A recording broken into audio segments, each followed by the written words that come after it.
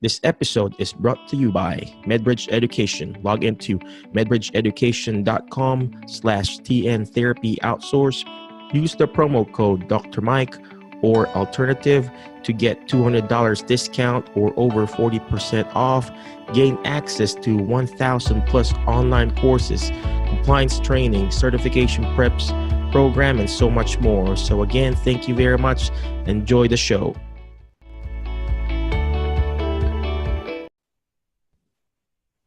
All right. Hello, everyone. This is Dr. Mike again, physical therapist. I guess it's showtime. It's 8 o'clock. So again, first of all, thank you very much for coming and joining us. This podcast, this show is actually for Alternative Careers Group, the League of Extraordinary Filipino Therapists, and also for the Academy of Filipino American Physical Therapists. And the reason why we do this, we want to bring out the best in you. We want to push you to your next level. And we've got a special guest right now. I'm sure you know him. His name is Bert De Vera. He's here right now to talk to us about, first of all, how to be the best that you can be, and at the same time, how to start your own business. And with all these changes right now that we're going through Medicare, whether you're in a nursing home or in home health or outpatient, there will always be changes. And I already asked Bert about this question, and he told me there's always changes, and it's a matter of adapting to the change. And right now, he's here to tell us how to adapt to the change and how to start your own business. And that way you don't get stressed out being an employee. So, first of all, before I let him start, I'm just going to introduce him. This is Mr. Bert De Vera. He's a physical therapist. He owns the therapy outsource company in Texas, and he employs correct me if I'm wrong, Bert. He has 100 plus contract therapists that works under him for his company, and we're just here to pick his brain, just to know more about how to do this.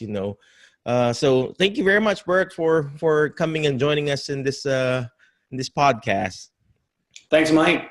I appreciate you every single time you have me as a guest. So I really enjoy talking to you and brainstorming. So I think tonight is going to be a great one. Guys, if you're listening tonight, tonight's topic is going to be a Q&A on home health contract business. So if you have any questions how a home health contract business works, this is your chance to ask me live. Okay, so for those of you who don't know anything about home health contract business, I'll explain to you how different it is from the typical traveling contract staffing company that you normally know of. Okay, but first off, I'm going to introduce myself for those who don't know me. My name is Bert. I'm a physical therapist in Texas. I've been a PT since 1998. This is my 21st year as a physical therapist. 1998. I just finished high school there. I'm one of the veteran PTs, I guess. I know it doesn't show. It's all right. Thank you. I'm just kidding. So anyway, so I used to be an employee from 1998 to 2003. I used to work for a company doing PT work in different settings, home health, outpatient, nursing home, you name it. Now, in mid-2003, I decided to start my own business because I want to do more for my family. So I chose home health contract because it fits my style. It fits the kind of risk that I'm willing to take, okay? Because everybody has a level of risk, and I will explain that later, okay? What's the risk in doing a home health contract business, okay? Now, this is not to say that home health contract is way better than other models. Not at all. This is not a one-all be-all model. No, not at all. What I'm trying to say here is home health contract is one of the models of private practice that's actually a practice that has the least amount of risk. And I'll explain to you later why I said it's the least amount of risk. So the good thing about this is you can do this model alongside your full-time job, whether you're working as a full-time PT, OT, or SLP in a nursing home, hospital, Or let's say you already have an existing outpatient clinic business, you can also do this on the side. If you have an existing cash-based business, you can do this on the side, okay? If you're a solopreneur for whatever niche, however you want to say it, and you want to add another stream of income, then this is another model you can add to your current business. So we're going to dive into the Q&A later, but I'm going to go ahead and have Mike lead the way for what we're doing tonight. Take it away, Mike. Well, first of all, if you have any questions, if you're here in this live webinar on this Zoom, there's a chat section right below there. You can ask questions. I think we have a total of, almost 10 people in this webinar right now. And if you're in the Facebook group, both for the ACG, the Alternative Careers Group, and Academy of the Filipino American, you can post there. If we don't see it, Tasha, our VA, will take care of it and throw us the questions. But first of all, my first question for you, Bert, how do we start it? How do we start it? I know we have to have this business license and everything, but what's the first step? What's the very first step if I'm going to start it from scratch? Right. Let's just say I'm a PTA and I just want to start it. How do I do this? Okay. Before we talk about how to start a home health contract business, first I want to explain what it is. Okay. So a home health contract business is again, not a staffing company. A staffing company, well, it's sort of a staffing company, but on a local level. Okay. The traditional travel company will send PTs, OTs, PTAs in 13-week assignments, right? We don't do that. Okay, what we do in the home health contract business model is we cater to the local home health agencies, okay? So let's say Mike is the agency and Mike calls my company. My company's name is Therapy Outsourced, right? So Mike will call me, hey, Bert, we have a total knee patient. Can you guys take care of it, okay? So that's where we come in. We take the referral, we do the PT evaluation. If there's a referral for OT, then we do the OT evaluation. And then after that, we send the PTA and the CODA to do the follow-up visits, okay? If it's a stroke patient and there's an order for the 3 disciplines, PT, OT, and speech, then I send my SLP to do their speech therapy visits, okay? So I'm gonna pull this something. Let's say this phone case is the patient's chart, okay? Inside this chart are all the documentations, okay, for your PT, OT, PTA, OTA, and SLP, okay? So this chart is usually web-based. Very rarely now that home health agencies use paper. So this is web-based, and all we do as a group, as a team, is we provide the rehab services, again, across 3 disciplines, okay? So if this is a chart and this phone, for example, is your brick and mortar, okay? Let's say this is your clinic. Let's say you have a clinic, okay? If you remove everything in a clinic, the building, the equipment, the receptionists, all right, your utilities, your rent, what you have left is what? The patient's chart. Yeah. Okay. So home health contract is like another private practice where you basically remove the brick and mortar, and what you have are your PTs, OTs, SLPs, PTAs, CODAs, plus the patient chart. Does that make sense, Mike? Oh, yeah. Well, can you show me your credit card number there? All right. I think we've got, well, kidding aside, I think we got the question now. First question here is, how do you get staff? And are your staff all 1099? Okay. So the first question, how do I get staff for my home health contract company? Okay. You will get staff first and foremost from your own network. Okay. Mm-hmm. I get these questions a lot. Hey, Bert, why are you not doing this business across the US? Okay. I can if I want to, but it's going to take more work for me because I don't have the network like you do. You see what I'm saying? Like locally, Mike, in your area, in Tennessee, you already know therapists that I don't. You know them. I don't know them, right? That's where you start. Your coworkers, and then your coworkers' friends, your coworkers' friends' friend that's also a rehab professional. That's where you start. Now, when you can't find anyone within that circle, there are other ways to find therapists that are willing to work PRN. Nursing home, outpatient, hospital, all right? And let me tell you why. Why would they want to work PRN for you? Okay, this is why. Because when their census is low in the nursing home or hospital, what happens? They get sent home, right? Hey, you gotta go home because we don't have enough caseload. Hey, you gotta go home because we don't have enough patients. And sometimes they force you to use your PTO, your off. They force you to use your vacation. Hey, Mike, you gotta use your PTO because we can only give you 20 hours this week. Our census is low. Now that sucks, right, Mike? You're saving that vacation for your family. And then they tell you, you got to use your PTO because your census is low. Is that your problem? That's not your problem. Yeah. Right? So but that's a good solution. And that's a good solution for those people who are working in nursing. Exactly. So this is where you find these people. Now, as a contract company, as a home health contract company, I am now providing a solution for those therapists who have a low census. Would they rather work or should they just go home? They'd rather work than go home, right? So now they sign up with me. Hey, Bert, I'll sign up with you, PRN. If you have any work, let me know, because sometimes when we're slow in the nursing home or slow in the hospital, I'd rather see patients. I am solving a problem.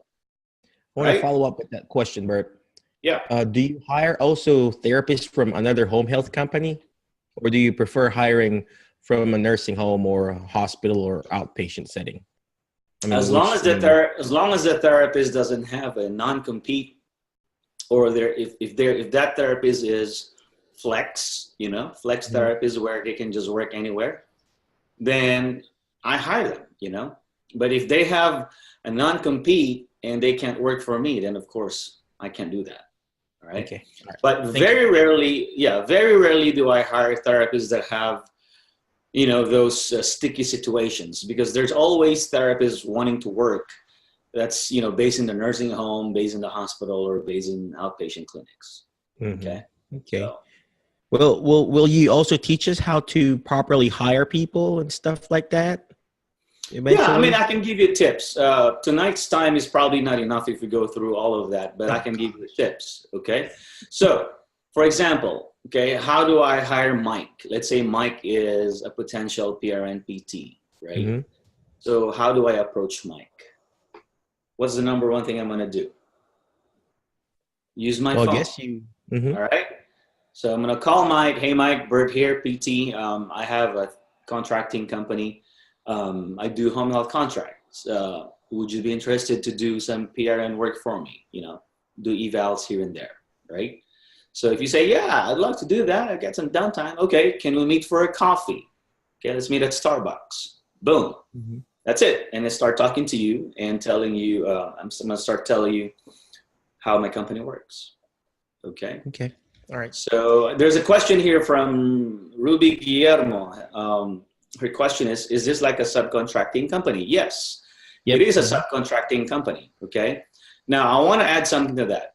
Oh, because I get this a lot. Oh, Bert, it's contract. I don't want to do contract. Well, I hate to break it to you. All therapists are in contract. I don't care what you're doing right now. You have a contract. Even if it's cash-based, you have a contract between you and the cash-paying customer that you will provide the service in exchange for the cash. You see what I'm saying? Everything we do is a contract. If you're married, you even have a marriage contract, for goodness sake, right? So everything is contract.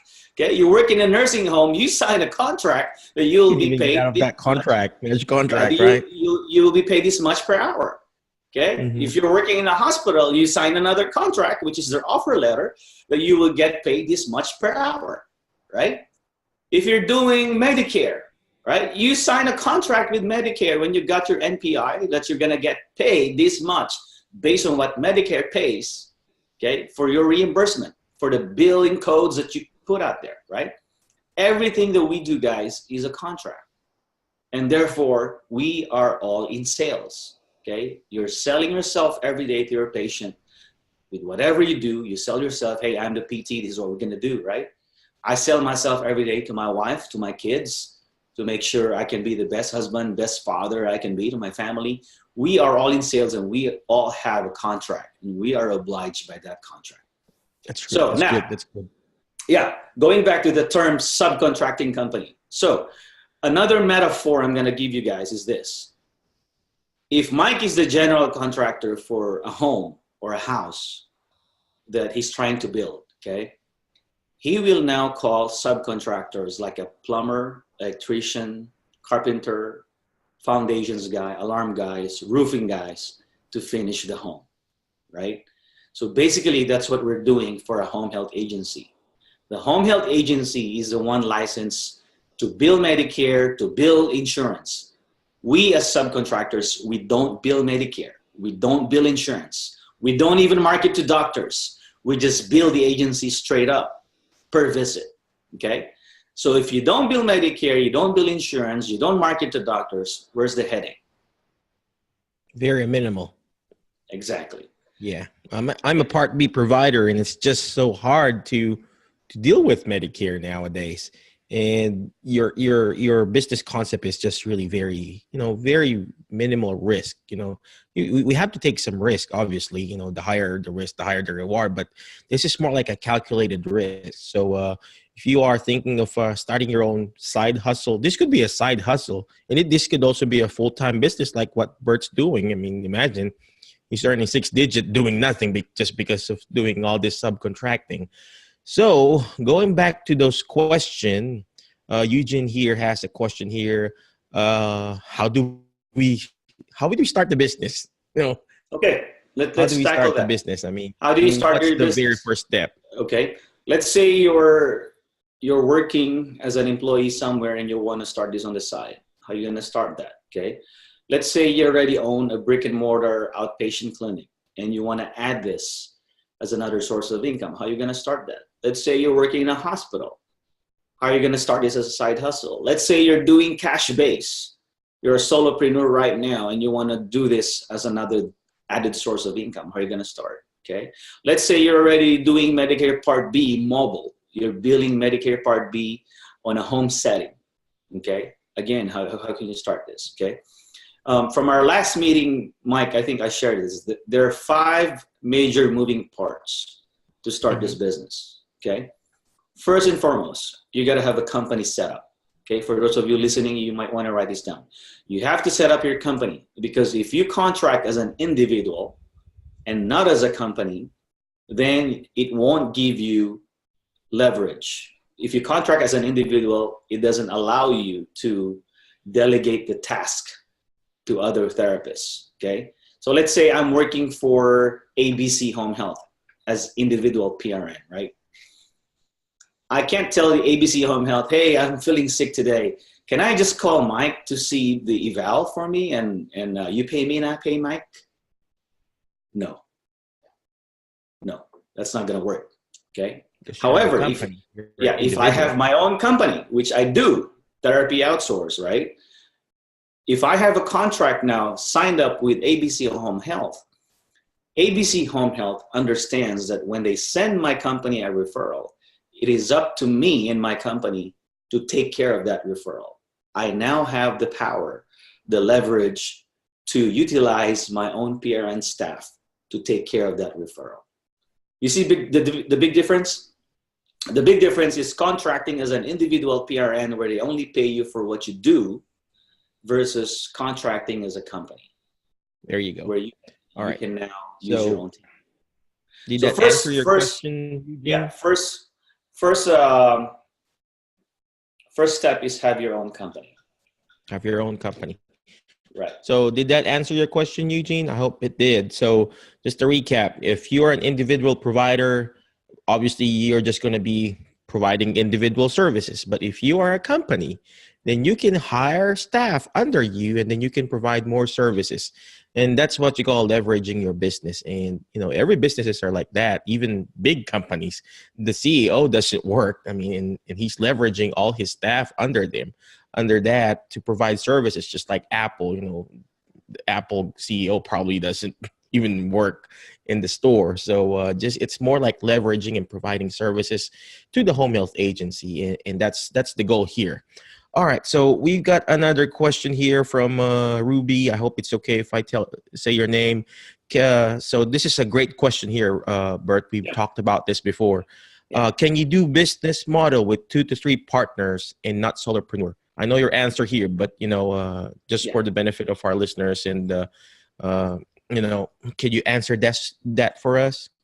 Of course, and I love this question. Again, let me recap the question.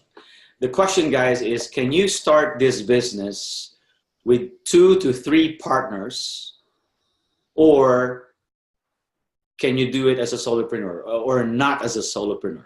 Okay, you can, but I don't suggest it. Okay, I don't suggest having a partner in doing this business, or any business for that matter. And the reason for that is this. What I'm going to say next is kind of funny. This is from Dave Ramsey. I'm going to quote Dave Ramsey. Dave Ramsey is one of the most listened podcasts, entrepreneur guys. He said, the only ship that never sailed is a partnership. Okay. So again, the only ship that never sailed is a partnership.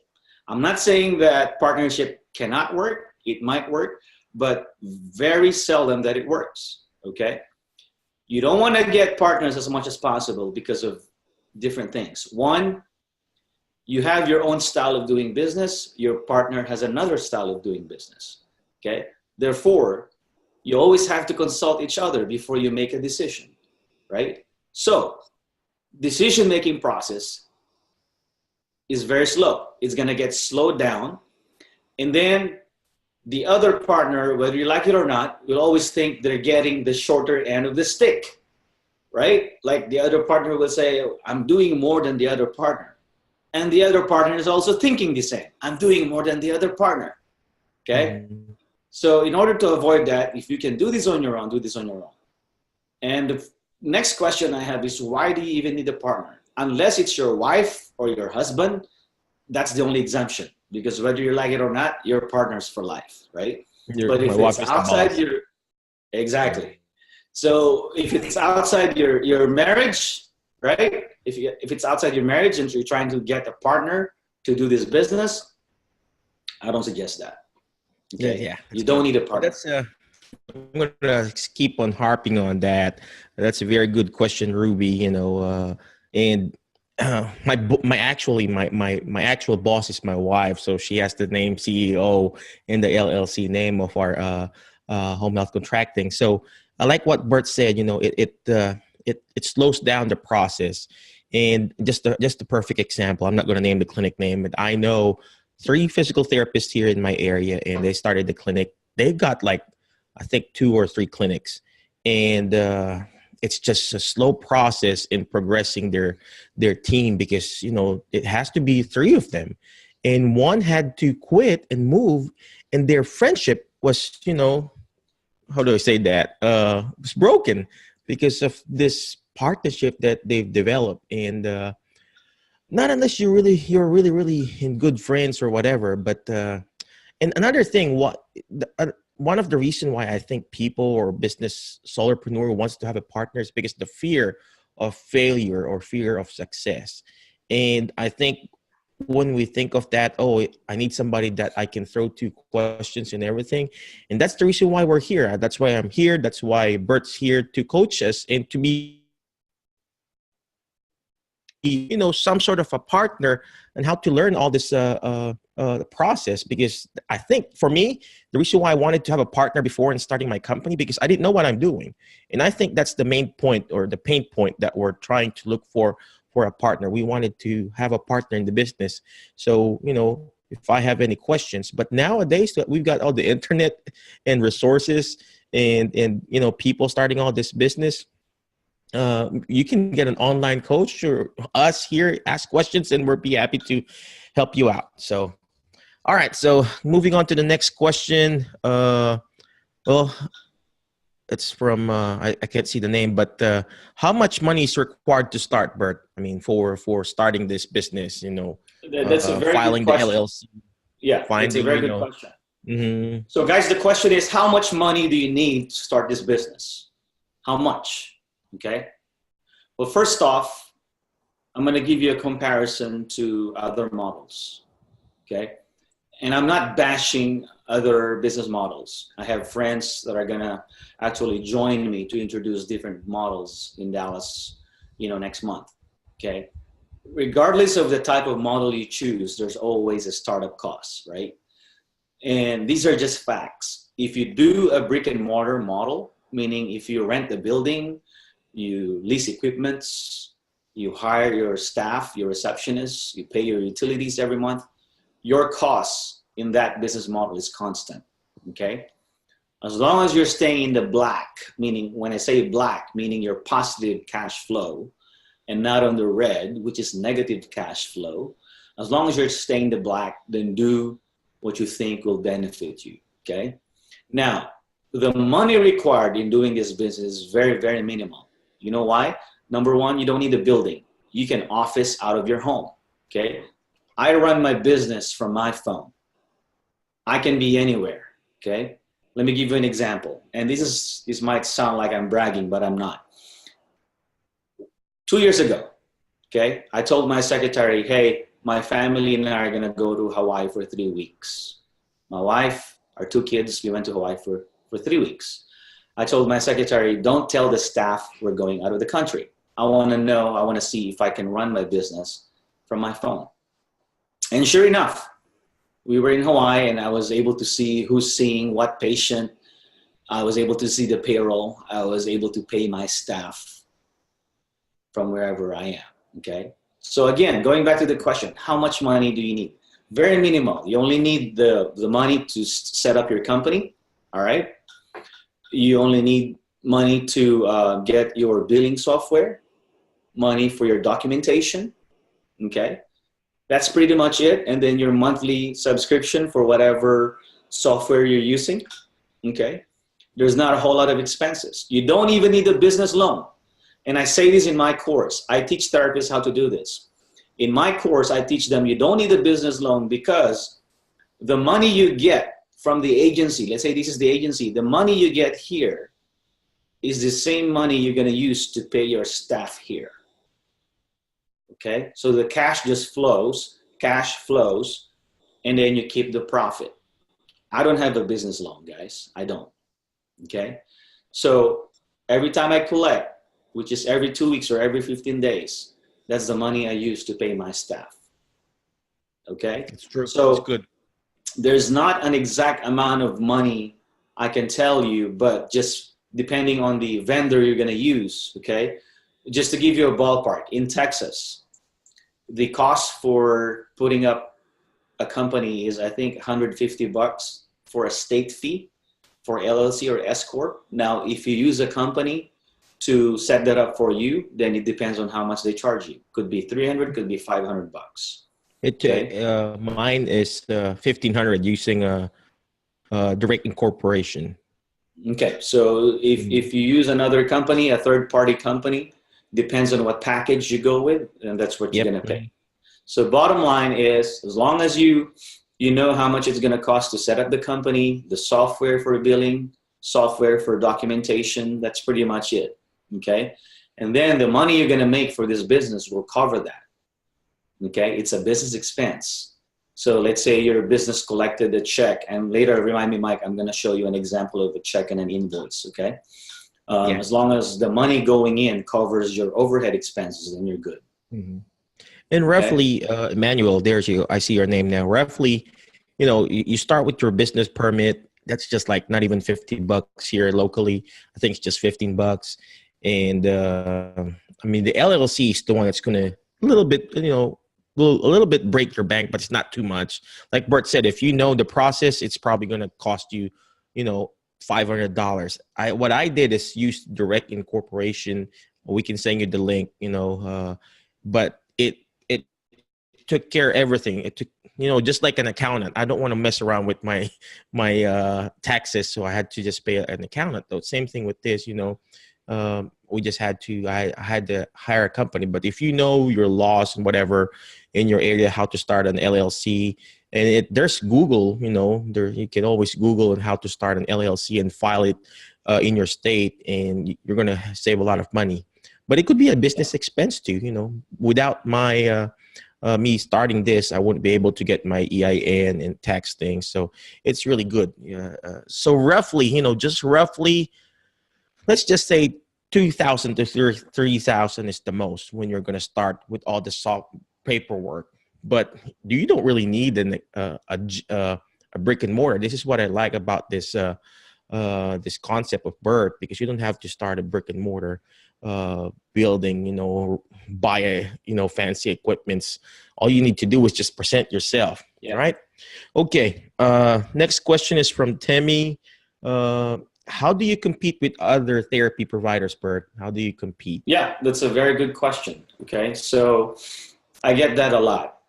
Okay, how do you compete with other, let's say, contract companies in the area? Okay, or if an agency tells you, hey, we already have an in-house therapist, or hey, we're already contracting with this company. Okay, how do you get your foot in the door? Okay, and I'm going to answer that first with a question. How many burger places do you see in your area? Do you just see McDonald's? You see McDonald's, you see a Whataburger, you see a Jack in the Box, you see Wendy's. What else? Name me some more burger places. There's a lot, right? Do you only see one pizza place in your area? Is there only Pizza Hut, or do you see Papa John's? Do you see Cici's Pizza? Do you see Papa Murphy's Pizza? Giordano's Pizza. Okay, do not be limited by the thought of, oh crap, I can't do this because some people are already doing it. Okay, now did you say, oh, I can't go to PT school because there are already a lot of PTs working? Did you say that to yourself? That's so true. I also love that question, Temi, because me being a foreign trained therapist, I had to level up my game. I had to go back to school and be the best that I can be. In that way, I could compete with other therapists in the surrounding area here. And if I just kept on being just a mediocre therapist, all these nursing homes, all these home health agencies will not hire me, because they would rather hire a new grad American DPT graduate with the lower rate, and why me? So I had to level up my game. So I guess the question is, how do you compete with other therapy providers? By being the best therapy provider that you can be, whether you're an OT or a speech or a PTA or whatever. Just be the best that you can be, and going above and beyond the services that you provide. I'm not saying going out of your scope of practice, but being the go-to person. If they need you to go to extra 50 miles away, go ahead. I just had an admission like 3 hours away from my where I live, and nobody wanted to go there, and they got me because I would go there for that day. I know it's 3 hours away, but they gave me an extra travel time, and they gave me an extra bonus of I'm not going to say it, but it's extra bonus just to go there. And just because of that, I was able to close the deal with them, and now I'm contracting with that certain agency. So like what I said, just providing the best service that you can do, and obviously hiring the best team. You just don't hire just for the sake that you have a staff. You have to hire those therapists and PTAs or CODAs or the assistant that are actually that will meet your standards. So I guess that's my answer there. So, all right. Well, thanks, Mike, for feeling that. Next question. Hold on, Mike. Hold on. I think they want to hear my strategy on how to compete. Thanks for filling in on that. So, how do you compete, Temi? Okay, this is how I do it, and this is to piggyback on Mike. Mike knows me very well he answered the question for me. Thank you very much. So anyway, this is how you compete. Be yourself, be ethical, and do the right thing. Okay? If you go in there presenting yourself as if all you care about is the money, you're not going to make it. I'm telling you that. Okay? That's so true. I like You what you can said still about be you can still be ethical doing business. Okay? And I want to stress this big time, because a lot of therapists think that when you're in business, you're going to lose your ethics, you're going to lose your morals. Wrong. You can still be ethical in doing business. We are clinicians first, okay? We take care of the patients, we improve their quality of life, but that doesn't mean we can't do business, right? Having a team like a contract company that I have means you are multiplying yourself with your team, however many you have in your team. You 10x, meaning 10 times more than you, 100 times more than you. You do the right thing and money will follow, okay? I can never be Mike Chua. Mike is Mike. And the same thing, Mike can never be Bert. Okay, I Mike wanted can to be borrow like you. Mike can borrow my coat, but he can never be Bert. What I'm trying to say I is want to have this. 100 employees like you. What I'm trying to say is this, okay? Be yourself, and do the right thing all the time, okay? And you got to have a unique selling proposition, which is USP, okay? Unique selling proposition. What do you have that other contractors don't have? There you Right? go. What are you willing to do that other contractors don't want to do, okay? If you're the type of contractor that tells the agency, I just want ortho patients, you're not going to make it, okay? Or if you're going to say, I only want this area, okay? I only work between this time and that time, okay? Then you're not going to make it because you're already limiting yourself, okay? And I'm not saying you do have limitations, okay? There are times you have limitations, but you got to find a way as the CEO of your company, as the entrepreneur, to solve that problem. If you can't work between 1 and 5 because you're working full time, okay, you got to make sure you have somebody who's available to work between 1 to 5. All right? Because you can't just tell the agency, we can only see patients between 12 to 1 and after 5. Okay? If you do that, then might as well just contract as an individual because that's pretty much your time frame. Okay? Mm-hmm. But as a company, since you're hiring different PRN therapists who have different time availabilities, then you're now catering to the agency's needs. In other words, you cater to the agency's needs and that not the agency catering to your needs. Does that make sense? Yep. So, okay. I love hearing CEO. So just imagine who are our listeners right now. Tammy Asen, CEO. Ruby Guillermo, CEO. When I didn't put down CEO because I put down Chief Inspirational Officer for TN Therapy, and sounds really good to me, right? Well, anyway, going back about what you said, we can be really ethical about it. We can be really ethical. I've been picking up patients. We have to. Mm-hmm. And we have to be ethical. I just today, I put a non-admit on a patient because the patient said that she was still working twice a week and she's going to, she's driving and everything. So basically the patient's not homebound, but they want the agency wanted me to pick her up for low back pain. And I called the agency director and I told her, hey, the patient is not really homebound. They believe me because I know I'm going to do the right thing, and just doing the right thing and just doing the ethical way, they'll believe you. But if you're like the type of business person who are all about the money and all about, quote unquote, bringing in business, you're not going to survive. And another thing, you need to have, like what Bert said, I wrote it down. You need to have a USP or unique selling proposition. In my case, I do dementia and I harp on that. And every time I go to the agency and talk to them, I tell them, hey, I can teach you I can teach your staff to be a certified dementia practitioner. And you can also do this. You just find your specific niche in your home health, and you can be that preferred provider, like myself, dementia, or you can be the knee guy or the hip person, or find that specific niche, in your own agency. In that way, all those agencies can help. The Michael is or let's just say Ruby is the shoulder lady, or for example, they're the OT people. You could be the upper extremity people, and everybody will go to you. So, all right, okay. So let's go move on to the next question. There's a question Q&A from Emmanuel again. Do we provide assessment to therapists? Can you elaborate on that, Emmanuel? Do we provide assessment to therapists? So, well, anyway, next question from Emmanuel again is, how do I get contracts from home health agencies? That's good.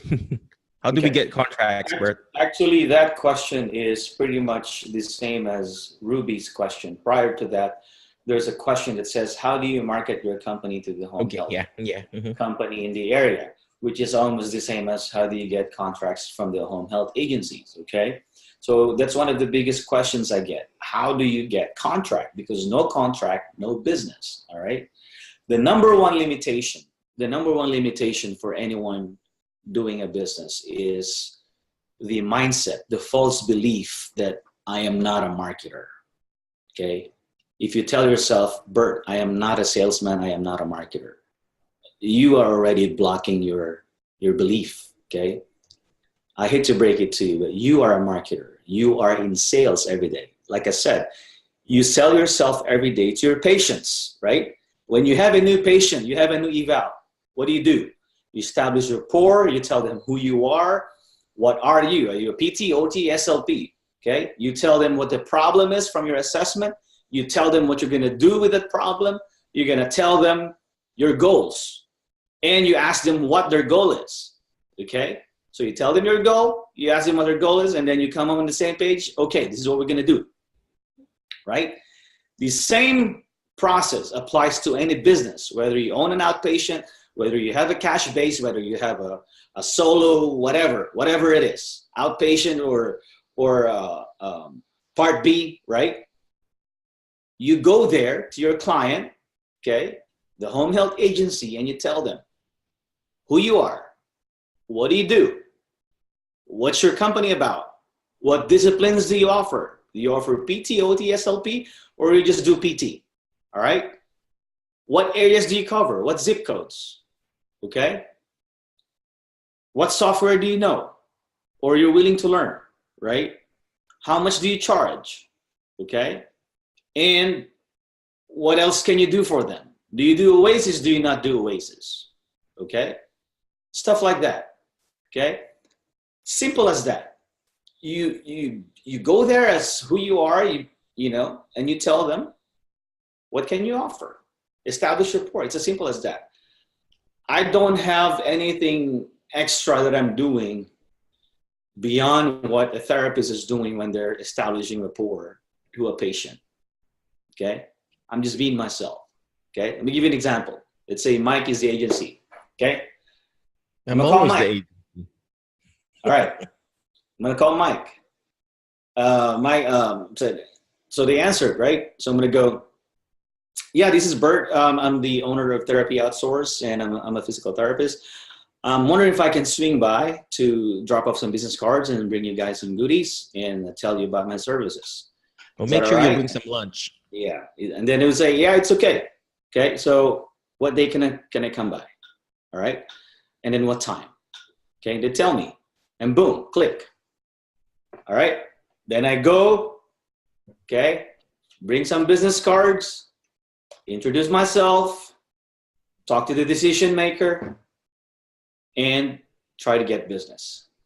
That's it. That's all I do. Make it look so easy. Is it easy? It is easy, to be honest, if you just go out there and do it. I mean, like I said, sometimes it's harder to sell yourself to a patient than to a business, because now the patient is sort of afraid of you that you might hurt them, right? You might, what is this therapist going to do to me? I mean, is this painful? Is this therapy painful? But You don't have that when you're trying to reach for a business entity and you're just trying to offer your services. It's so true. Okay. It's so true. So So, yeah.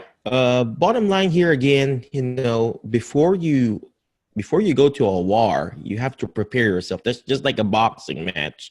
Before you go to a boxing match, you have to prepare yourself. You train yourself. You practice, and you have to have all the logistics yet first. So you have to have obviously your company set up first, your software, whatever software billing company, and obviously your staff. And that way, when you go to that home health agency, you already have your arsenal and tools to provide when you're providing services. Because what if you're offering that services already and they ask you, do you have OT, and you don't have any OT staff yet? So that's going to be, a lose-lose situation for you. So start with the basic first, starting your LLC, the software that you're going to use, or what kind of software you're going to build and stuff like that. So when you go there, you already have the stuff. So yeah, again, and then yes, Rafi mentioned here, he uses LegalZoom. So yep, that's another resource that you can use. And there's another question here from Emmanuel. I know you stated that you don't market to doctors, but do you still create marketing materials? Okay, so the question is, I don't market to doctors, but do I still create marketing materials? That's a very good question. The only marketing material I have is a business card, okay, and a simple website, okay? The marketing materials is not what's gonna get you the business.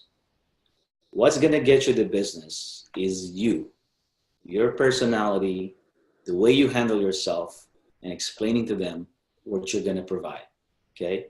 You may have the brightest, nice looking brochure or business card, okay? But if you can't go out there and explain yourself confidently and tell them what you're gonna do and how you can help them, then your marketing materials is useless. It's so true. Does that make sense? So I don't care how much marketing materials you have. What's important is you. You are the marketer. Okay? So just saying. That's true. Well, speaking of, physical marketing materials, what I have, Emmanuel, is I have a business card, and I printed out some brochures through Vistaprint. But actually, my main marketing material is actually, like what Bert said, is me. And also my books. What I do is give out my books for free for the patients, and they use those books to be a packet for their agencies about my misunderstanding dementia. And you can use, if you're gonna do this, just reach out to me. I can help you there. But that's going to be a different topic on how to start to create your own ebook or book to improve your marketing materials, because that will be your USP, your unique selling proposition. What is it again? Unique selling Proposition. Okay. Yeah. All right. There's next question again. Do we provide the therapist with the protocols and tests for initial eval? Usually the agency will ask you to undergo some sort of orientation, okay? So they're going to give you a checklist. They're going to give you a checklist of what the therapist should know and stuff like that, and you can kind of check it off, okay? But don't be afraid of home health, guys, just because you haven't done it before, okay? Later on, I'm going to show you the picture of one of my students. I say student, but a colleague. One of the PTs who took my course. I teach this from the ground up. Tonight, you're gonna learn a lot from what I'm answering just from the questions. But if you want a comprehensive how to do this type of thing from A to Z, I teach this, okay? And I'm gonna show you later how am I teaching this, okay? So, if Anthony, who doesn't have any home health experience, was able to pull this off, he was able to start his company and bill for his first invoice in a matter of 1.5 months. Anyone can do this, okay? So in a matter of 1.5 months, he was able to put up his company, find his crew, get his business cards, open the business bank account, all right, and then started marketing to the agencies, got a contract, okay, saw patients in the first week, after 7 days, billed for those patient visits and got paid in 1.5 months, all right. So to answer your question, Emmanuel, do you provide therapists with protocols and tests for initial eval? I think I answered that. The agency provides that. And do not be afraid if, you know, if you see a new software, because eval is eval. Okay, SOAP is the same as SOAP anywhere. You just have to know where to click, depending on the software. Okay, taking history from a patient is the same wherever you go. Okay, now let me answer some myths. Okay, we're gonna do some myth buster type of thing here. If you're listening to this live on Facebook or any other group, and you think home health is at the bottom of the list as far as PT practice, let me tell you one thing, okay? What is the number one thing that patients say when they're in a nursing home or hospital? What do they say to you almost every single day? I wanna go home, right? I wanna go home. That's the ultimate goal, right? So once they're home, what happens? They are in their own kingdom, right? This is my kingdom. And once they're in their own kingdom, they can be more cooperative. They appreciate people visiting, okay? Their guards are down. They're more receptive to what you want to do with them as far as improving their quality of life, right? Okay? If you're a therapist, and no offense meant, if you're a therapist and you think home health is down here in the bottom list, and you think that you cannot learn anything from home health, right? I beg to disagree, okay? This is why. If your skills as a therapist is based on the patient's location, you're a lousy therapist. I'm telling you, You know what? right now. I always thought like that. You know, I worked, I mean, you hit me there because I used to work at the nursing home, and then I went to the hospital and I did outpatient, and I always thought, oh, why are they working home health? Why are they, you know, going to the patient's house? It's a nasty house and everything. And I just realized when I took this gig in home health, and I just realized it's just you're just by yourself in a nursing home or in an outpatient. The patient is already stable, you know, medically. In the hospital, if the patient is not stable, you got nurses and physicians there. In home health, it's all wounds, you know, you have to check skin assessment and everything. If the patient, you know, every week, I guess almost every week, I have to call 911 because I found something that is really crucial for that patient. And if you know, I'm saying this in a nice way, if you think that you know more than a home health therapist, you know, I think you're wrong, because I learned more being a home health therapist than when I was in the hospital or than when I was at the nursing home or at the outpatient, because here it's all you know, when the patient falls, how do you do it? It's just all you. You do a fall assessment right there and then, and I see if there's a wanna fracture, correct whatever. something on So, that, Mike. I know it sort of feels like it's all you, but it's not really all you. We have phones. There's Google. oh yeah, Okay, yeah. you can collaborate, right? Because that's one of the negative things I hear from other therapists. Oh, I don't want to do home health because it's all you. I don't want to do home health because you're by yourself. Wrong. You're not by yourself. Yeah, You that's better right. get that out of your mind. You have your team, right? I'm really frustrated when someone tells me, I'm by myself. I don't know what to do. I can't learn from my peers. Do you have a phone? Yeah, call them. All right. Do you have Google? Google That's a it. good point. Right. So again, if your skills is based on your location, if you're gonna tell me that your skills as a therapist is gonna only be utilized, you know, in a hospital or nursing home or in a prestigious clinic, get out of here. You're a lousy therapist. the disease process, the diagnosis does not change just because the patient is home.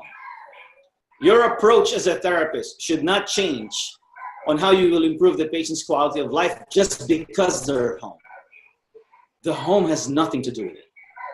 You are the therapist. You are the clinician. You have to think, how can you improve this patient's quality of life? Does that make sense? All right. All right. Before I put more fire on you, let's move to the next question. How much do you charge the agency for your services? Okay, how much do you charge? Do you charge per, what do you call this, per visit, per oasis, per evaluation, per discharge? Can you show us a number, how you charge this?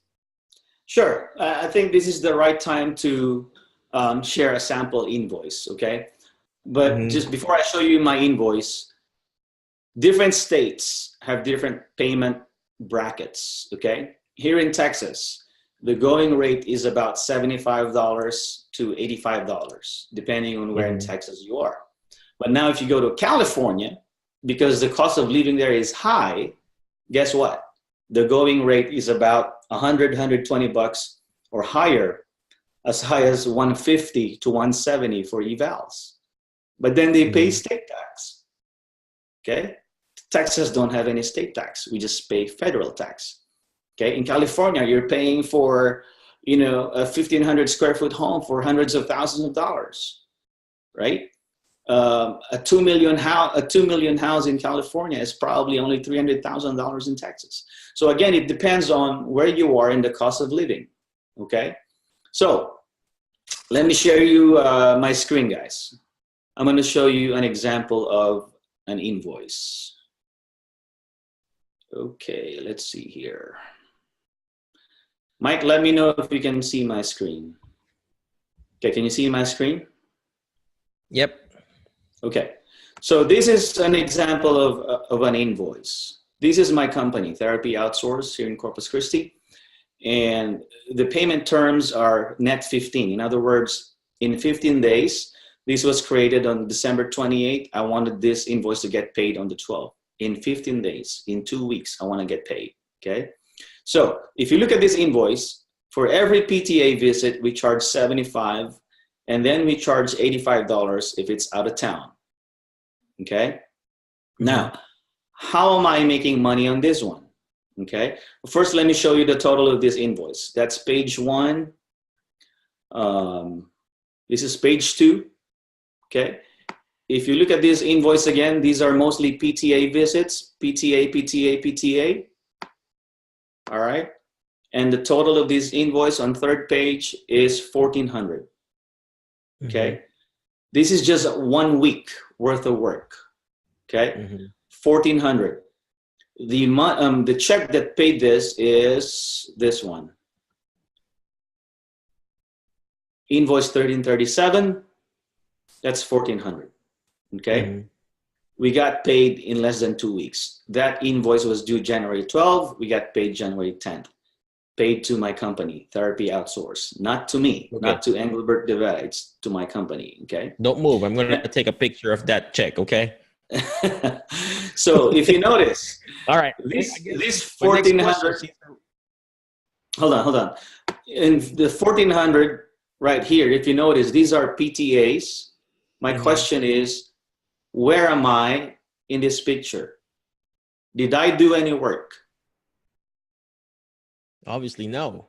No, exactly. I did not do any work. However, I'm still able to make money because my team is able to see these patients, right? My PTAs are happy because I'm providing work for them, right? I'm giving them solution to their low census wherever they're working full-time, okay? Now, if you're a PT, okay, and you tell me, oh, I don't want to use PTA because I'm the best PT in the world, okay? If you're that arrogant, I'm going to tell you right now, I used to be like that. I used to be an arrogant PT. I used to tell myself, hey, I'm the best PT there is. I'm the only one that can make this patient improve, right? I used to be that one. Until I came to the realization that results don't lie, okay? You got to give a chance to your PTAs to work with the patients. If the patient's quality of life improves, who cares whether a PTA or PT sees the patient? The goal is to improve the patient's quality of life. Now, if you just want to brag about yourself and do all the work yourself, then yeah, suit yourself, right? But if you're going to discount PTAs, I can tell you right now, I'm proud of my PTAs, especially, you know, the ones that have been doing this for years, right? I will take an experienced PTA anytime as opposed to a new grad DPT. No offense, man, right? But experience always beats any, you know, degree you have if you don't have that experience, right? So I'm just saying, okay? So there you go. That's an example of an invoice. Now, how much do I make from this 75 or 85? I'm going to show you right now. Mike, can you see the calculator? Mm-hmm. So if I pay the PTA 75, I mean, I get paid 75 for every visit. I pay the PTA 45. So I make a profit of $30 per visit. Okay, so out of $30, if we do 100 visits a month, which is very doable, I'm already making $3,000 passive income, meaning I don't do the work, the PTAs are doing the work, they're happy, they're getting paid 45 per visit as opposed to 25 or 30 at a nursing home. Everybody's happy. I call that a win-win-win. The agency is happy because we cover their patients and they only pay us for what we do, okay? PTA is happy because I paid them more than what they're getting paid. I'm giving them work. I'm happy because I'm making profit. What's not to like, right? So there you have it. All right, so let me stop screen share here.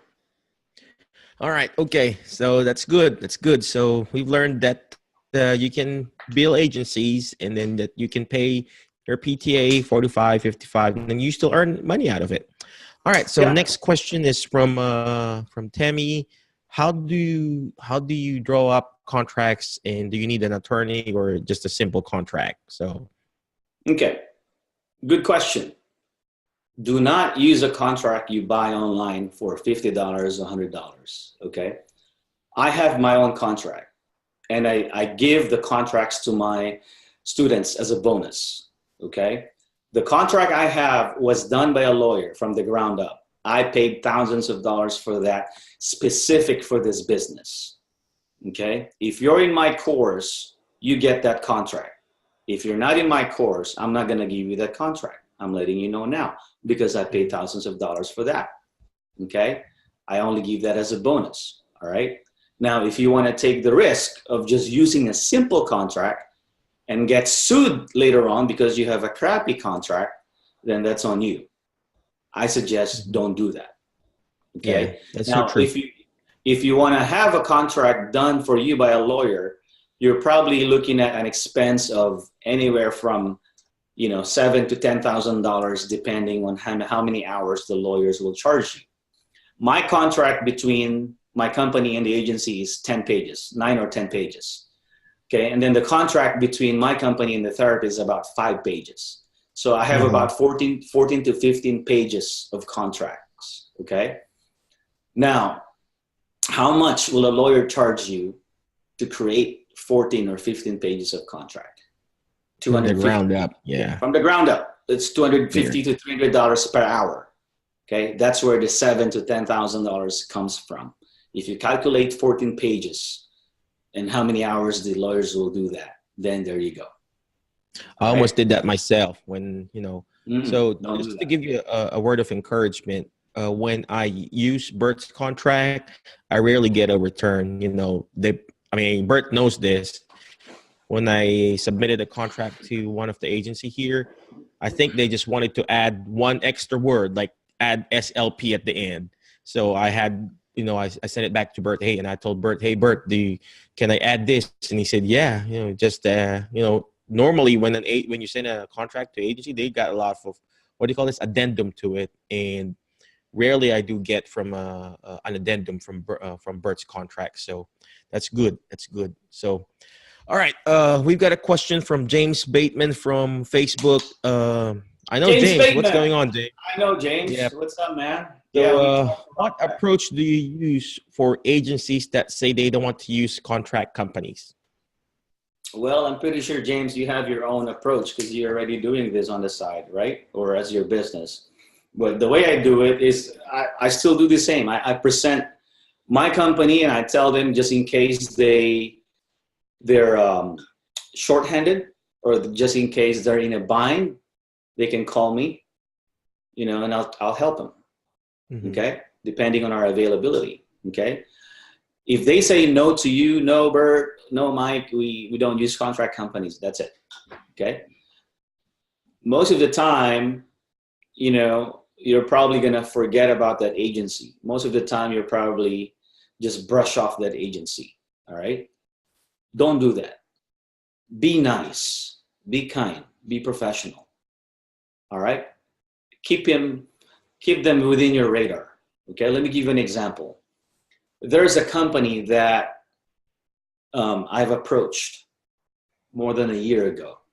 Okay, and that's exactly what they told me. Hey, Bert, we have an in-house therapist right now, and we rarely use contracts, so we can't do business with you for now. I said, okay, I respect that, no problem. If you do need me down the road, I tell you what, give me a call. You have my cell phone, right? And then I keep in communication. Maybe once a month, I would text the deal and, hey, Bert here, just letting you know if you need any help, let me know. That went on for almost a year, right? Just planting seeds. And guess what? Just a month ago, they called me and say, hey, Bert, we have a need now because our in-house therapist is quitting. We don't have anyone. We would love to do business with you. Boom. That's it.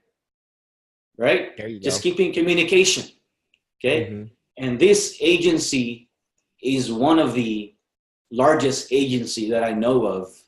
Okay. Because they have a lot of patients. Okay. And guess what?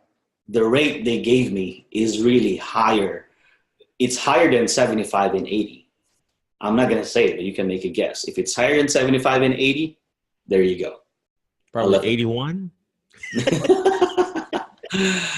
So, All I mean, no, it's higher than 75 and 85. My bad. Okay. All right. So Eugene has a question here. Do you get paid the same rate for PTs and PTAs from agency? The answer is yes. That's how you make money. Okay. You don't let the agencies pay you a different rate for the PTA. You get a flat rate. That's going to be in the contract. That's in the contract that I give away to my students. And I show them, this is how you're going to fill out this part of the contract. You make sure that you get paid this amount. Otherwise, if you're just getting paid the same amount of money that you're going to pay the PTA, then what are you doing business for? You got to make a profit, right? There's a book called Profit First. There's nothing wrong, guys, with making a profit. There's nothing wrong with making an honest buck, okay? If you can't make a profit, you can't stay in business. If you can't stay in business, guess what? You're going to shut down, close your doors, and therefore you're doing your patients a disservice because now you cannot serve them. Because now you have to, fold, right? So instead of you serving your patients because you think making a profit is wrong, then you can't serve your patients. It's your fault. Guess what? That's right. Wherever you're working right now, whether you work in a hospital, nursing home, you got to make a profit for who? For who, Mike? For the company, for your boss. This is why they push this ridiculous productivity, because they want to make a profit, okay? If your boss, if the company you're working for is asking you to make a profit so they can keep you, then why are you thinking that making a profit is wrong?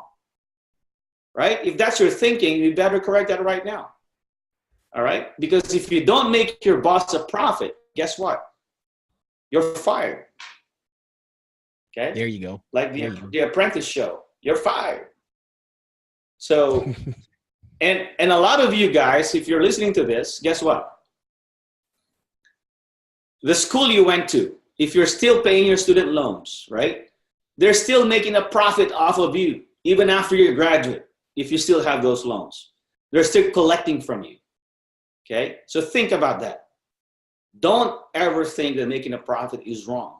As long as you're not committing fraud, As long as you're following what's in the contract, making a profit is perfectly okay. That's why our country is a capitalist country. That's why this country is more prosperous than any other country, because we believe in profits. There you go. Honest What you said profits. about profit, you keep on repeating profit, but just like a three-legged stool, a stool cannot stand up if it's only doing two legs. So you always want to remember the three P's. Three P's. First is the purpose. What's your purpose in doing this? I mean, obviously, we want to treat and bring out the best in our patient. The next P is the passion. We're all passionate about therapy. We're all passionate about bringing out the best in our patient. And look at Bert; he's very passionate right now. And the last P is actually brother. Productivity or profit. So the last P is actually profit. And if you're starting a business, or even not even a business, just being an employee, you need all three of them. Purpose, passion, and profit or productivity. Because if you're missing one of that, you're gonna fall. That stool is gonna fall. Because you may have a purpose, you may have a passion, but if you don't have any profit, guess what? You're going to be bankrupt in the business, or worse, you don't have something to feed your family. And you may have good profit, but if you don't have a passion on what you're doing, guess what? You're going to be burned out. So always remember that three P's. So if you're watching and listening right now, remember that three P's. What's your purpose? What's your passion, and is it profitable? So profit is still very important. The money, the color of the money, it looks green. It matches all clothes. So, all right. Okay. We've got the next question from Ruby. She's asking about how much is the course. So I guess I'll ask Tasha to put the link down below on Bert's course. You can check out his website. So how much is the course, Bert? Yeah, let me answer that. Ruby, if you're listening right now, and I'm sure you are, I don't mention the amount of the course right away, because first I want to talk to you, or whoever is interested in taking my course. I want to talk to you first to see if we're a good fit, because I don't work with everyone. Not because you have the money, you can get into my course. I don't do that. Okay. First, I want to talk to you because I want to know what's in your mind. What's your mindset? What's your why? Why do you want to do this? Okay. And how do you think you can do this with the course that I have? Okay. I will show you inside the course. I'll show you what you're going to get. Okay. From me and from the course. Okay. You don't buy your shoes without trying it and looking at it and assessing, is this shoes really what I want? Right? You don't do it that way. Same thing with the course. Okay. You got to see what I can offer. You got to see what's inside, how I work. And then we can make a decision. Okay. Is this for you? If it's a good fit, then we discuss the price. If it's not a good fit, there's no point discussing the price. Does that make sense? All right. So with that said, I'm going to share my screen again here. If you're a PT, OT, or SLP, I just want you to know that this can be done by any discipline, okay? One of the questions here from Emmanuel is, which discipline do you seem to hire the most, okay? You need to have three disciplines, okay? PT is front-loaded because mostly doctors are, ordering PT the most, and then OT is next, and then SLP is the next, okay? I have what you call your first five. Your first five PRN therapists is a PT, PTA, OT, OTA, and one SLP. And then you scale from that, okay? So now let me share with you my screen. If you're doubting whether you can do this or not, I want to show you pictures of my students who did this, okay? This is Anthony. Can you see my screen, Mike? Yep. Okay. This is Anthony Evans, okay? Anthony is from North Carolina. He used to do one-man show, cash-based gig, trading his time for money, renting a room in a gym. No home health experience. Anthony was able to execute. This is the guy I was talking to you about in 1.5 months. He now has a team of therapists and billing close to $8,000 to $10,000 a month just from the home health side, okay? He still does the cash base on the side, because he's passionate about that. But did that stop him from starting his own home health contract business? No, he added another source of income. So when you do home health contract business, I am not asking you to stop what you're passionate about. Just add this thing as another source of income. It's like adding another spouse, although if you're married, don't add another spouse, of course.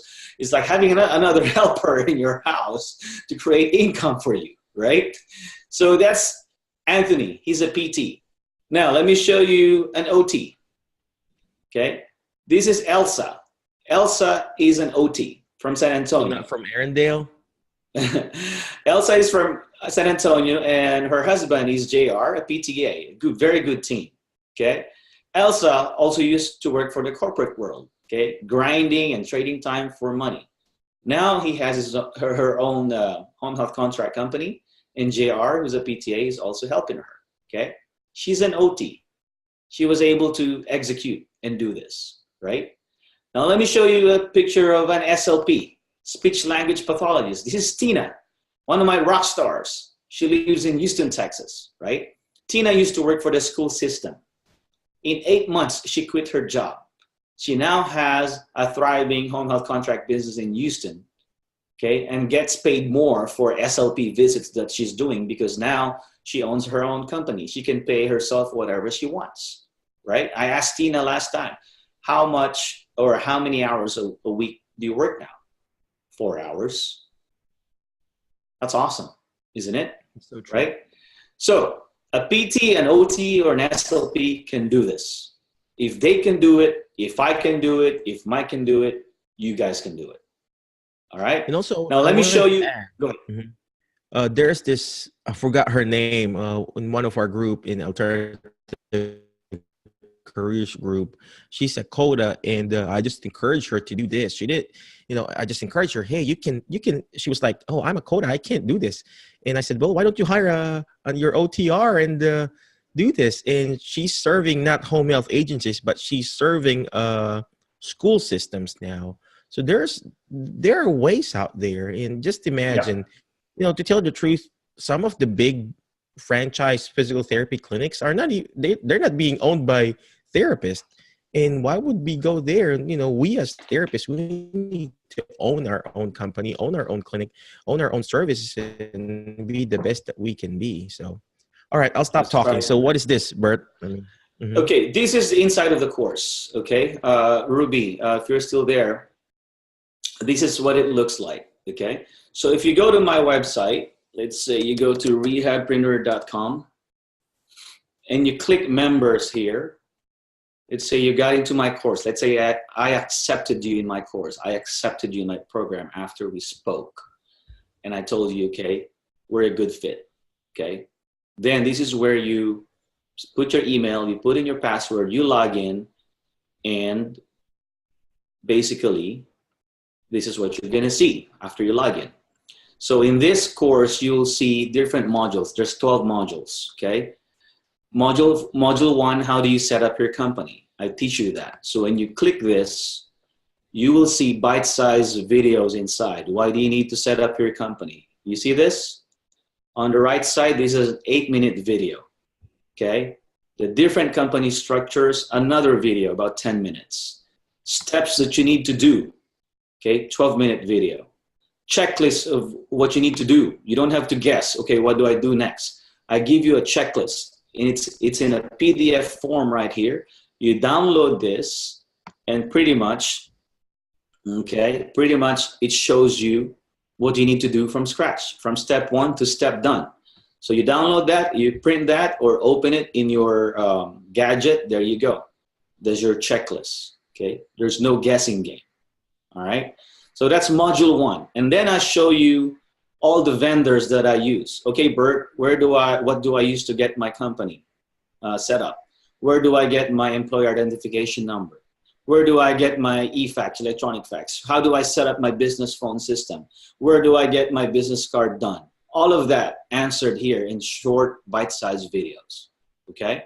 So that's just module 1.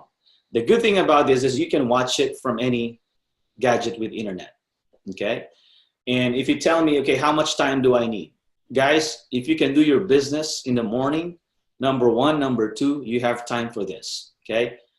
I'm gonna share you my technique right now. How do I finish a book? Every time I go in the morning, doing my number one or number two, I read one chapter. If the book has 12 chapters, in 12 days, the book is done. Same thing with here, okay? If you do one module a day, in 12 days, you're done. I have students who finish these modules in one day because they can't stop. They just keep going, boom, boom, boom, right? How do you hire your staff? This is one of the questions earlier. Where do you find them? There's videos in here. The players, who do you hire? Hiring for what position? What do you look for? Not because they have a license, you're gonna hire them, right? So this is a 5-minute video, and I show you where to find them, okay? Where do you look for this PT, PTA, OT, OTA, SLP? How do you convince them? Why would they wanna work with Mike, right? What should you offer, okay? Show me the money. How much are you gonna pay me, right? I give you that video, and that's a 6-minute video, okay?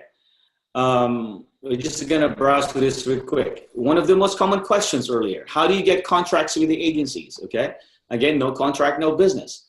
I teach you how to survey the agencies in your area.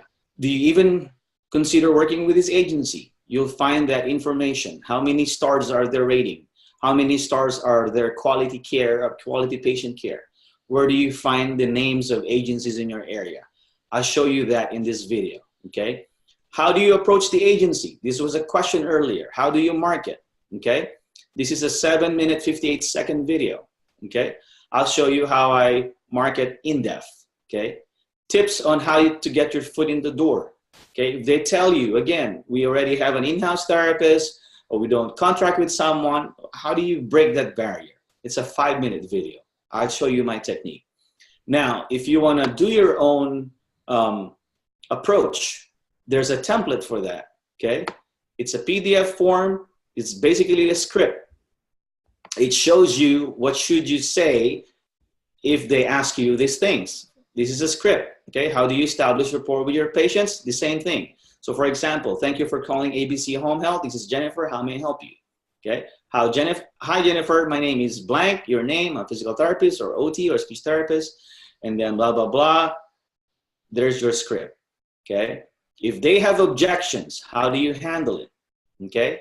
If your patient says, no, I don't want to exercise today, no, I don't want any therapy, you say, okay, fine, that's it. Do you stop there? No, right? You do your thing as a therapist, okay? You try to convince the patient, okay? So, that's that. And then the next one is, how do you establish contract with your PRN staff? Okay. How do you put the PT, PTA under contract? Okay. The rate agreement. Okay. How are you going to do the rates? Okay. The list of credentials you're going to need. Okay.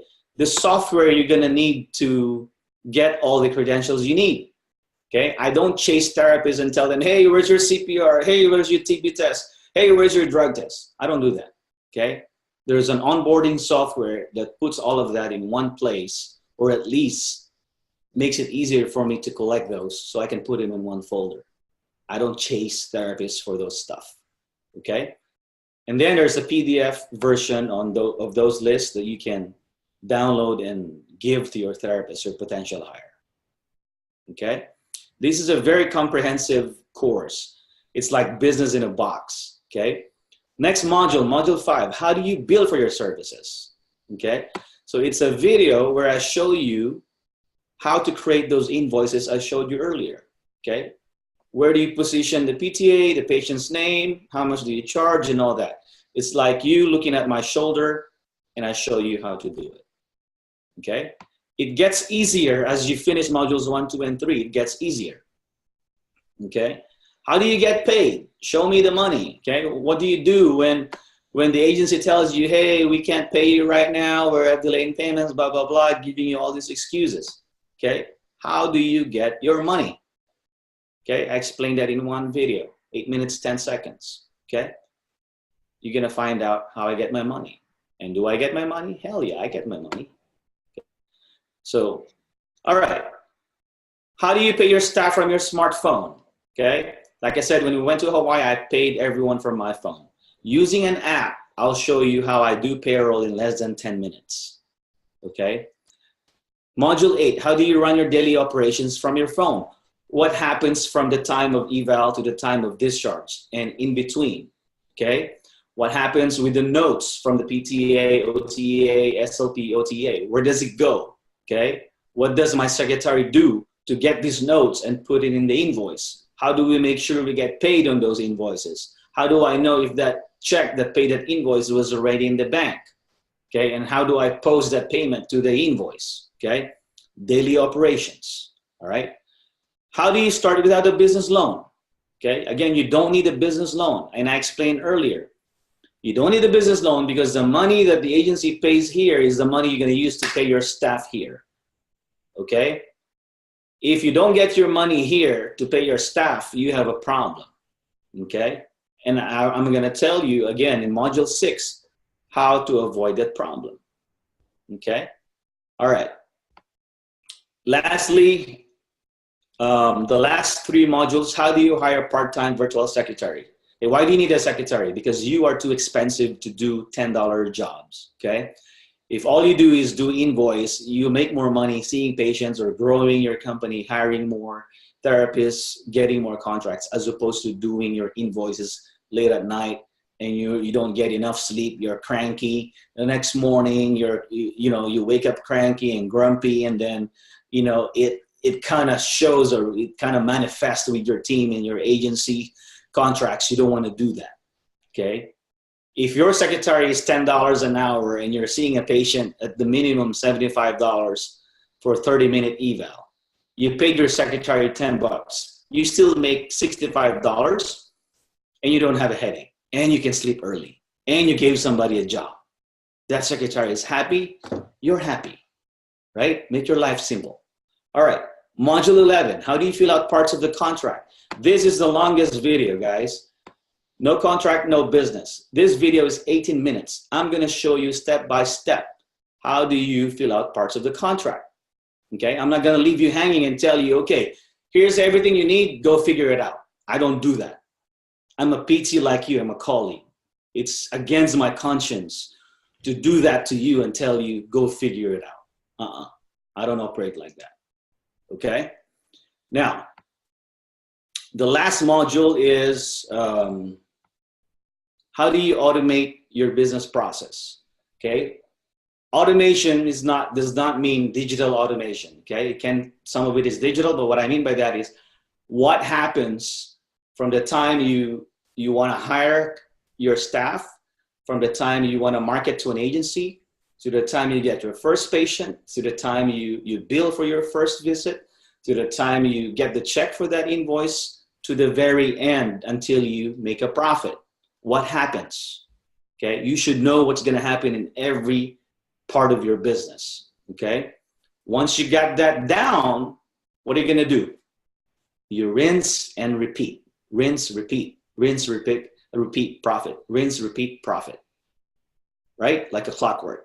Okay, now if you don't have any experience with home health, okay, if you don't have any experience with home health, I have a video in here that shows you how a home health agency works. Okay, it shows you, for example, you as a company, you're the president, you're the CEO, you have a secretary, you have your supervisors, you have your assistants. Okay, and then here you have the agency. Who does what with the agency? The administrator, owner, director of nursing, case manager, rehab scheduler, accounts receivables and payables. Where do you get your money? Okay, so we're almost done. And then, as I mentioned earlier, if you take this course, I give the bonus contracts to you. Okay, here are the contracts. You get the contract with the home health agency, you get the contract for the therapist. So for the agency, you download that. I'm going to show it to you right now. And when you open it, okay, you basically put everything in red pertaining to your company. Okay, so let's say, San Francisco Rehab Services. You put that here, PT, OT, speech therapy. Okay, what services, what state? These are 9 pages right there at the very bottom. And then on the last page, payment terms, when do you get paid, okay? And then the company signs here, you sign here as the owner of the company. And then here on the rates, this is where you put how much you're gonna get paid per visit for eval, re-eval, and discharges, okay? That's for the agency. Now for the therapist, you just download that, okay? These are 5 pages. Okay, you put your company name here, the date you're entering into a contract. For example, Houston, $45. You pretty much edit what location and how much you're gonna pay the therapist, the name of the therapist, their license, and then here it spells out what do you expect from the contractor, okay? These are 5 pages. Again, this was done by a lawyer. So in here, they sign here, you sign here, and you're in business, okay? After that, Mike, I'll be done here in about 2 minutes. Just give me 2 more minutes and we should be able to take questions. After that, you also have your important forms.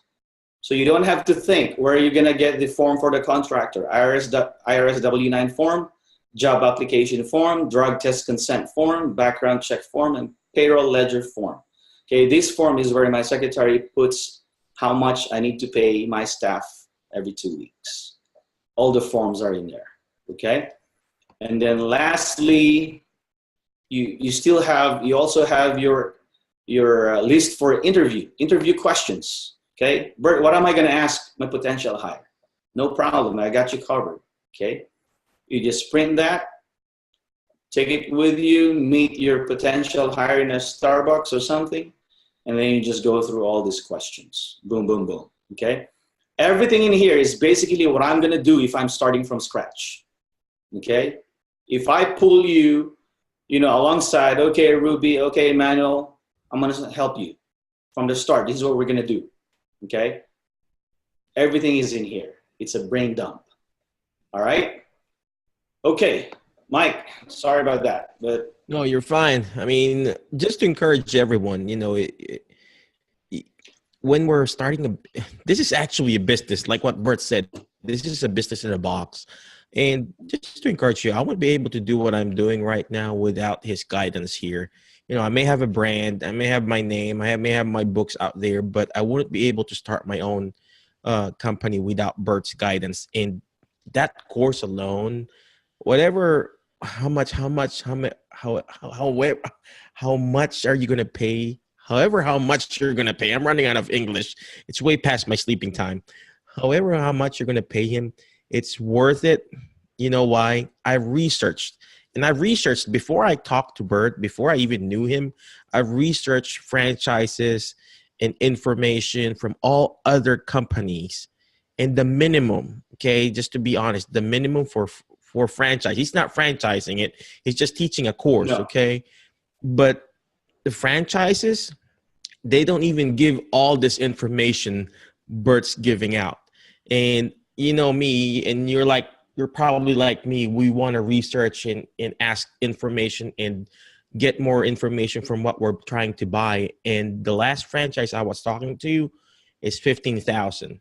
And they're also based in Texas. I just forgot the name, but it's 15,000 just to use their name and all the information. It's not even as comprehensive as this. And guys, don't be that's scared. why I don't charge 50,000. Mike is talking about the franchise, so don't misinterpret Mike. I'm not charging 15,000. Yeah. So what I meant is that company was charging 15,000 to franchise, and Bert's not doing that. He's not going to charge that. So not even close. Reach out to him. Reach out to him. Talk to him. Do you have a website that we can post here, Bert, or your scheduling page or whatever? Yeah. Maybe you can on. Let put me down that chat thing there. Yeah, if you guys wanna, is it already there? Did Natasha post it? Natasha already put it there. So thank you very much, Natasha. Okay. And I guess we got one more question here before we go.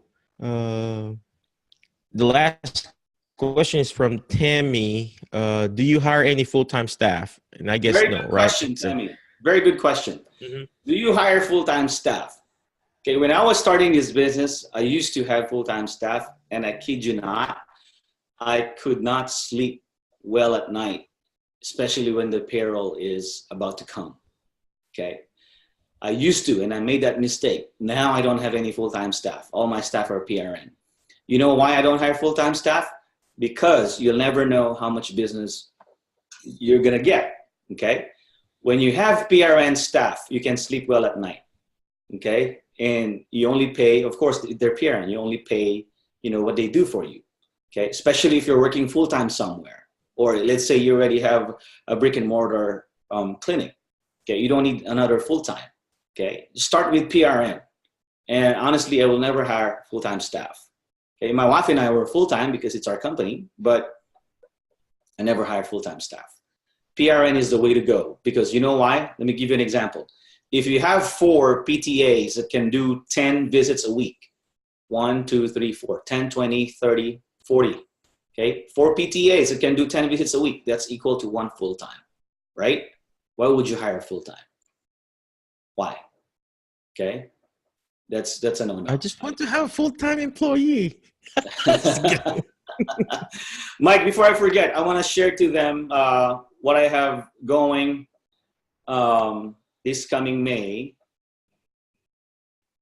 Okay, guys, if you can see my screen. Can you see my screen, Mike? Yep, I can. Okay. If you guys are interested in doing this and you want to do the course, I have a 4-week, once a week fast track. In 4 weeks, in 30 days, I'm going to make sure you're open for business if you follow what we're going to do. Okay. So if you're a PT, OT, or SLP and you want to start your own home health contract therapy business on the side, you can be open for business in 30 days. So what do I mean by this? If you register for this after we talk, okay, you can call or text me at 972-649-9909. You mentioned that you saw me here, okay, or wherever with Mike. On May 23rd, that's on a Thursday, once a week from 8 to 10 p.m. Central, we're going to tackle each module. So the first week, May 23rd, we're going to tackle modules 1, 2, and 3. But before we tackle that, you will already have access. You've already watched this module. So all we do is Q&A. Ask me questions about these modules. Okay, what have you done and where you are right now? Second week on a Thursday, May 30th, we tackle 4, 5, 6. Okay, module 4, 5, and 6. Third week, June 6th, module 7, 8, 9. And the fourth week, the last one, you should be open for business on the fourth week, June 13th, modules 10, 11, and 12. Okay, I will hold you by the hand and make sure you are open for business in 4 weeks. Okay, if you're interested in this, I don't take everyone. I can only take maximum 20 to 30, okay, for this 4-week crash course, okay? So let me know if this is something you're interested in. Again, this is another source of income, okay? You don't have to learn anything new. You already know what's rehab. I'm just teaching you how to structure this. I'm just teaching you how I run my business. And I've been doing this since 2003. It's 2019 now. I've been doing this business for the past, 16 years. I've been a PT since 98. This is my 21st years as a PT, okay? Since 1998? I didn't even finish high school. So I'm basically I'm squeezing my experience from 2003 to 2019 into 4 weeks and giving you everything I know, no holds barred, okay? What you're getting into is you are accelerating, you're extracting what's in here. You're extracting my experience of 16 years of doing this, and I'm going to help you be open for 30 days. Okay? Now, there's a link here on the chat. If you click that link, okay, that's where you're going to schedule a call with me. Okay? Mm-hmm. Mike, let me share my screen right now. Share. Okay. So if you click that link, it says here, schedule a call with Bert. Okay. You click that and you put your first name and email. Let's say I'm going to put Bert test. Okay. I'm going to put Bert at bertbt.com. And you click schedule a call with Bert. And there you have it. It shows you what available times I have on what days. And you just pick that day. For example, tomorrow, Wednesday at 5 o'clock. If you click that, you click continue, you put your first name, last name, information, and I have some questions here so I can get to know you before our call. Are you a PT, OT, SLP? What do you want to discuss during our call? Do you own a business right now? Okay, and how can I help you? And then you complete the appointment, you confirm, and boom, you're done.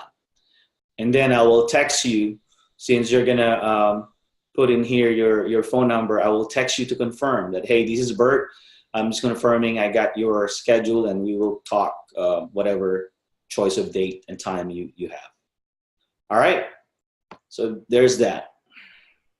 All right, Mike, anything else? I think we're good. Like what I said, I'm running out of English. It's way past my English time. And everybody probably knows this. English is not my first language. If I go past 9 o'clock, I talk in my own language. And if you hear me talking gibberish, it's not speaking in tongues. It's probably my language. So again, thank you very much, Bert, for all this information that you're giving us and for opening up your course in everything that you know, because there was a time in the physical therapy realm or in the rehab world that nobody wanted to teach this and that. And when I was starting up here, I came here 2010, and I was asking some friends, and I was asking them, hey, how do I start my own practice? How do I start my own clinic? And they won't even budge. They won't even tell me how to even start one. How do you get an LLC, and what's an LLC? What is this and what is that? And now with all this technology that we have, by Ruby, with all the technology that we have this coach, we have this mentor that we can go to, whether it's Bert, whether it's me, whether Greg, or all the people around in this amazing group. We got resources. So here's my challenge for you today, guys. If you're watching, listening, whether it's live or not, you got to take action. All these things that we're doing, if you're not taking action on it, it's not going to benefit you. So you got to take action. Next, but not the next that you need to do is find a coach, not necessarily me, not necessarily Bert. Find a coach that will bring out the best in you, because you are the average of the 5 people you are hanging out with. And that's the reason why in this group that we're sharing this, in ACG, Alternative Careers Group, and the Academy of Filipino Therapists, the League of Extraordinary Therapists, we're sharing this because we want you to be the best that you can be, and we want you to hang out with successful people. So that's my challenge. Take action and find somebody that will bring out the best in you. And we've got Bert here that will bring out the best in you. And actually, he mentioned it. He's going to hold your hand and guide you to start your own business, whether it's a full-time business or side business. But one more tip before before he holds your hand, make sure you have a hand sanitizer when you hold your hand. Okay? All right, that's a special promotion. Great value. All right, again, thank you very much for watching and listening for our show. Appreciate you. God bless you. And always remember, keep moving, keep pushing, and keep getting better at it. Okay, thank you, Bert. Appreciate you. And before I forget, tomorrow there's another session with Bert. It's another session starting from 8 o'clock again and forward. We're gonna continue. Can I share that link, Mike? Brainstorm. Yeah, go ahead and share it. So, okay, guys, tomorrow you show that. You might want to join us again tomorrow. I will discuss. We have a live event in Dallas. It's called Rehabpreneur Summit.com. Rehabpreneursummit.com. So tomorrow is a question and answer about this summit. What is this about? Okay, so I'm going to show you a glimpse right now what's going to happen in Dallas June 29th and 30th. I put together a bunch of speakers that are experts in what they do. So this summit is for you if you are tired of your 9-to-5 job and you want to learn how you can monetize your rehab skills, okay, in different business models. So on June 29th, 30th in Dallas, Texas, I will be talking about home health contracting. Okay, we have a speaker for telehealth, for traditional outpatient, for pelvic health and women's wellness, marketing your chosen rehab business model, Medicare and cash, okay? Different business models, guys, in this one summit, June 29th and 30th. Okay, these are the speakers, just to give you a glimpse. That's me, and this is my event. I put this together, like I said, and I'm very thankful for the guys that are joining me there. I'll be talking about home health contract. That's Asha, also a PT, talking about telehealth for rehab professionals. Dr. Jessica Drummond, okay, her expertise is pelvic and women's health, which is very untapped. A lot of therapists haven't tapped into pelvic and women's health. This is going to explode, okay? Rob Vining, Mr. Telehealth, all right? You guys probably know him. He will talk about telehealth and what more better way to do it than a telehealth platform, right? Scott Harmon, he will be the one teaching on how to start a therapy practice. He's been doing this for years and owns his own practice in Arkansas. And of course, my good friends, Will Boyd and Alex Engar. These guys are the best. They're both PTs. They are the best as far as marketing your rehab business model, whatever chosen model you have, okay? No one comes close, guys. All right, and my friend here, Anthony Maritato, he is the Medicare guy and the expert guy on how and when can you accept Medicare and how can you or when can you accept cash, okay? He will tackle the myths and misconceptions about Medicare and cash, okay? So that's the Q&A for tomorrow about same time. Watch out for the link for that, and we will tackle this tomorrow. This event is going to happen in Dallas, Texas, at Marriott in Dallas in 45 days. All right, there you have it. Gosh, Okay. gosh, you know, it's just amazing how this this world has evolved, you know. And if you're watching and listening right now, come join that you know, live event. You know, it's going to bring out the best in you, and it's actual actionable items that you can really do. You know, we can attend all the CEU courses in the world. You know, I have this summit subscription. I go there once a month, I think, just to get my CEU hours. But I mean, there's nothing. I mean, I can use those techniques and stuff, but nothing really nothing that really increases my actual income. Dinero. I mean, it improves my skills, I guess. You know, I improve my manual therapy skills, or you know, how I approach my dementia patient, but nothing really about this, you know.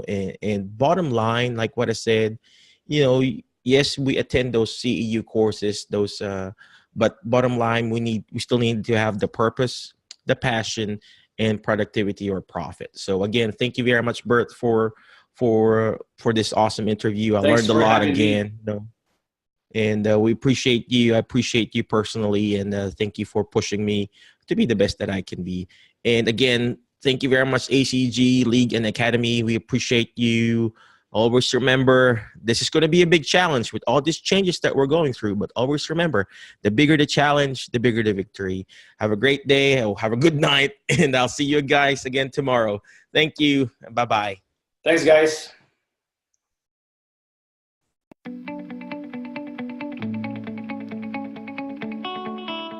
Thank you for listening to our show for today.